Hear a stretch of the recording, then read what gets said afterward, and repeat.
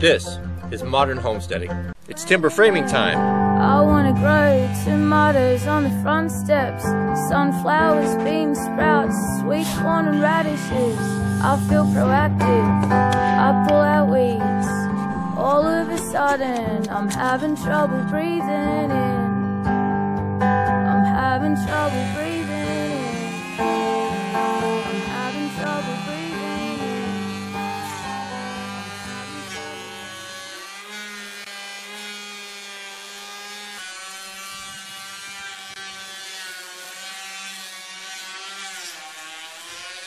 I like the hand planer because it is so fast.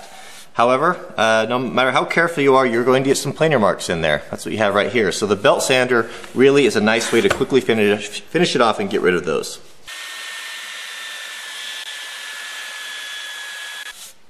There you can see with the 36 grit, make short work of those planer marks so we have a nice clean surface. There are always those that you're going to work with. They're going to say, what's the point of going to the trouble of removing planer marks on a timber that you're not going to see? The floor is just going to be on it.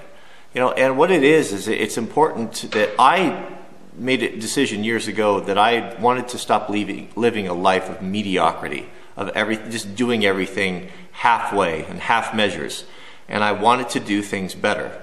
And yes, it's true that a lot of the work that you're going to do on here when you're learning and what I'm doing here is never as good as I would like it to be. But that doesn't mean you shouldn't strive for it to be perfect and to get as close to the line as you can and get your joints as tight as possible.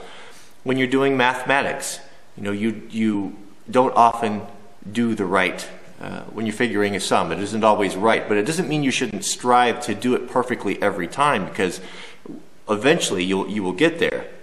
And there are so many spiritual lessons in this. Even if you found yourself working in an office or whatever it is you're doing, you're writing code or software or you're a stonemason, that God tells us to do everything to the glory of Him. Do everything to the glory of God, the Bible tells us. And that means cutting straight on a line. That means keeping our office and our home and our vehicles clean and taking care of all of these important things. All of these things are lessons. And can be lessons, and to be excellent wherever you're at, whatever you're doing, is the endeavor. It's the point of life. Again, adding to our arsenal of tools for timber framing is a draw knife. Vintage draw knives are good. I was really pleasantly surprised 2 days ago. I was at my local lumber yard and I actually saw a brand new draw knife being sold there. I couldn't believe it. You just don't see these old type of tools in new lumber yards very often. And I pulled it off the shelf and looked at it. It was about $60, and I thought that's pretty good. It was made out of a planer blade where they had just twisted the metal, but it was nice. It was definitely serviceable.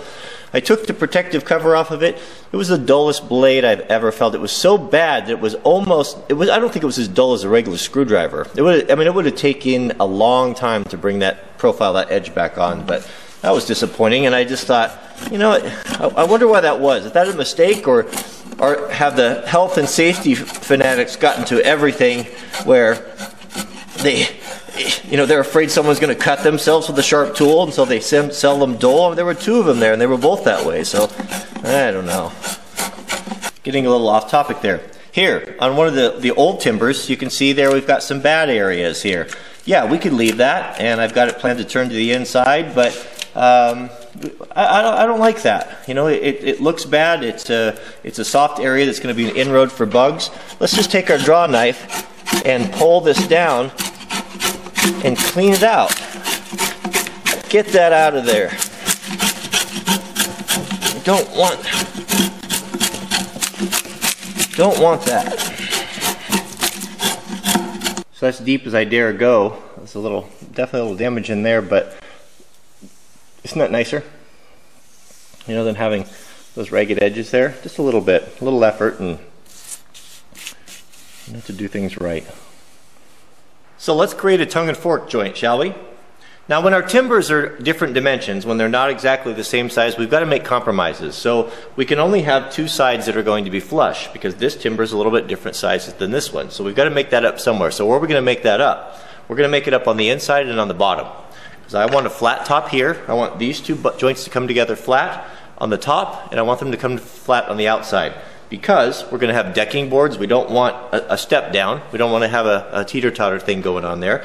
And on the back is the same way. We're going to have siding wrapping around. So we want, as these corners, the siding comes across these corners, we want these two to be flush. So we can shim the bottom, and the inside isn't going to matter because we won't see it. So that's what we're working at. We want these flat corners. So we're going to cut the tenon on this piece first. What's going to determine the length of that tenon, that tongue, is going to be the width of this. So if we measure this timber right here, this sill plate, we got 6 1/8. So what that tells me is I'm going to come over here, and 6 1/8 is going to be the width of my tenon. That way, when these come together in the mortise, they're going to be exactly the same width. Layout is so important. This is where you want to spend your time. It'll save you hours later.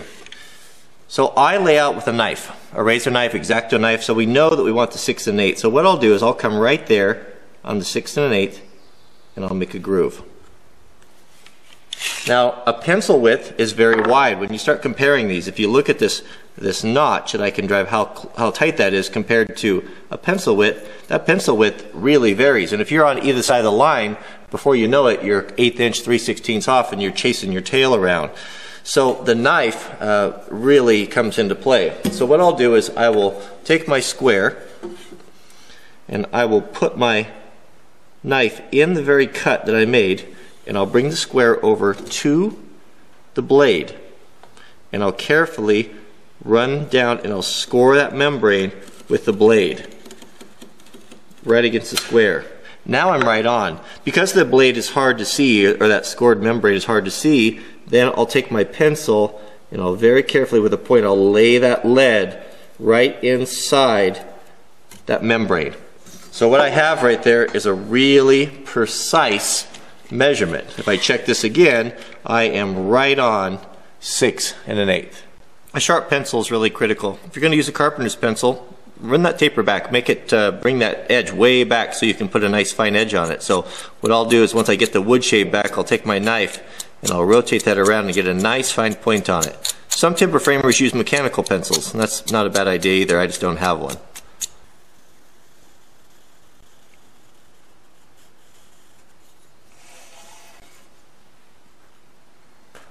Now we're ready to cut our tenon. I like to mark every piece of wood that's going to go by putting a cross. If it's got a cross, it's out of here. It's got to go. What remains is unmarked. So if I'm ever cutting, or looks like I'm going to cut into something that doesn't have a mark on it, I'll stop. It's easy to make a mistake, and you need to be really sure before you're cutting, because you don't want to waste the timber. You can't go to Home Depot and buy another one. They're just so hard to replace. So measure twice and cut once. I'll mark all sides. You can see, so everything is marked, so there's no question. So this is the tongue portion of the tongue and fork, and let's cut it out. We're going to start doing the rough cutting with a skill saw. It's true, we will be cutting that tenon with the skill saw, just not in this video. So, if you'd like to see that, that's going to be part 14. Now's a good time to click the thumbs up button, a friendly reminder. And who knew you got a little religion in this one. So for you atheists, don't start complaining, because it's good for you and you need it. So suck it up. Part 14 coming up. Finish up the joints and get the tenon done, get the mortise going, and fit this frame together and start working on the floor joists. So, whoops, cat's out of the bag there, huh? Did you see Emmett? Bet you want to look again. So that's it. We'll see you guys in the next video.